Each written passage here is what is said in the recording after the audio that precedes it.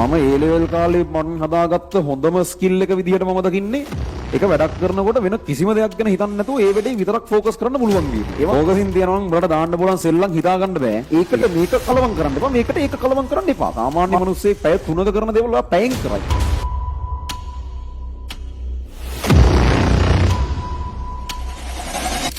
ඔළුව එක තැන විතරක් සිහිය තියාගන්න ඔළුව එහෙම යන්න දෙන්න එපා. ඒක පුරුදු කරගන්න. ඔය කාලෙම පුරුදු කරගන්න පුළුවන් නම් මරු.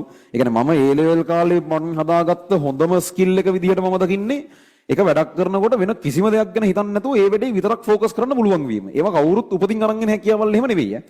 කියන්නේ හරියට දැන් ඇවිදින්න පුළුවන් නේ ඕගොල්ලන්ට. උපතින් කාටවත් ඉපදුණු ගමන් ඇවිදින්න පුළුවන් යුන් හිටියේ නෑනේ. මම දන්නේ හිටියද කියලා මෙතන නැතුව ඇතිනේ හරියට. ඉන්න විදියක් නෑ අමුතුයි හරි. කොහොමරි මේ හිටියේ නෑනේ.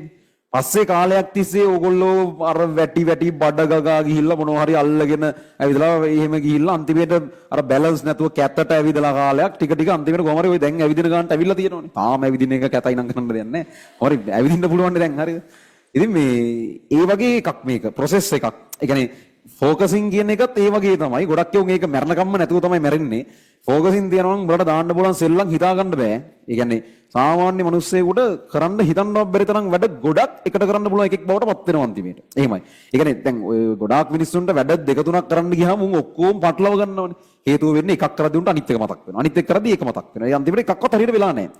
ඕක තමයි මේ ගොඩාක්ම මිනිස්සු අතින් වැඩ නොවෙන්න හේතුව. අර ස්කිල් එක හදාගත්තනවා ජීවිතේ ලයිෆ් එක කම්පාර්ට්මන්ට් කරගන්න ඕනේ. මේ කම්පාර්ට්මන්ට් එකේ නම් ඉන්නේ. දැන් ඔයා A level කියන මේ කොටසේ ඉන්නේ. මෙතන ඔයා වෙන ජීවියෙක්. මෙතන ඔයාට වෙන මොකුත් නැහැ. මේක තමයි ෆුල් වැඩේ වාගේ. මෙතනින් එළියට ගියාම ඔයාට ඕන නම් වෙනත් විදිහක ජීවියෙක් වෙන්න පුළුවන් ප්‍රශ්නයක් නැහැ. හරි.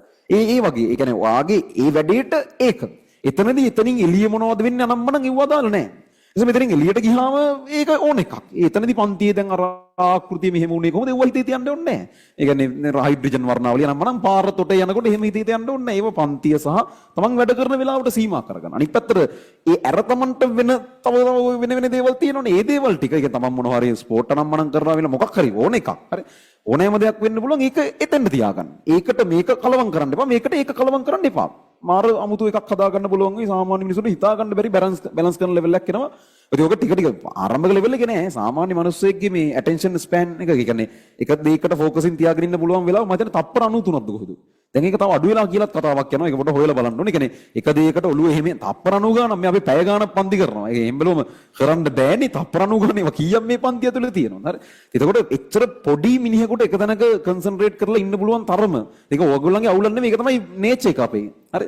හැබැයි අපි ටික පුරුදු කරොත් ඒක ටික ට්‍රේන් කරොත් අපිට ටික එක වැඩි කරන්න පුළුවන්.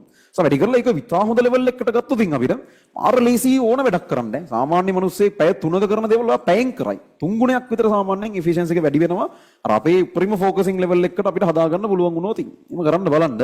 ඒක මෙතනින් පටන් ගන්න ඕන පන්තියක. මගේ පන්තිය විතර නෙවෙයි මං කියන්නේ. හැම පන්තියකම ඉද්දී ආයෙ වෙන මොකුත් නැහැ. 100%ක් ඒ වැඩේ විතරයි focus. ඒක මාර level එකකට ගන්න පුළුවන්. දැම්ම වැඩේ පටන් ගත්තොත් ඉතින් හරි.